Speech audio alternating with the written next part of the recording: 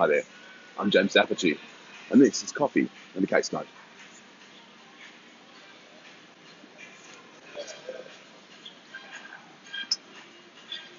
Missing trust deeds.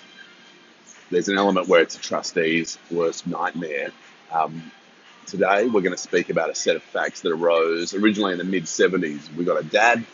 Dad's got 3 kids. Dad settles 3 trusts in respect of each of the kids.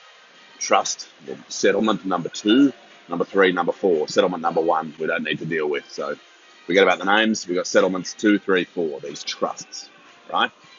And so the trustee begins administering these trusts as if they are identical. And through the course of the 70s, then into the 80s, where the old trustee is replaced with a new trustee, and on, the trust continued to be administered as if they are identical. And indeed, in the late 80s, there is an advice from a barrister that sort of discusses the terms of some of the trusts. Right.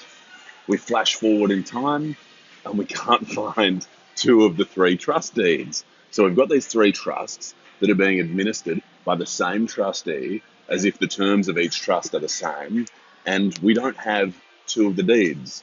So we're administering all 3 as if the deed for this one applies to the other 2 with the names replaced, relevantly, of course. And so the trustee thinks, oh my gosh, what am I going to do? And the answer, at least in New South Wales, and I'm pretty sure there are similar pieces of legislation in other jurisdictions, but the answer in New South Wales for this particular trustee was to make an application pursuant to Section 63 of the Trustee Act that allows a trustee to get judicial advice. Judicial advice is just what it sounds like.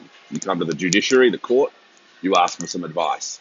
And in the case of proceedings like this, you almost frame it as a yes-no question. You say in your summons, hey court, is it okay if I do blah?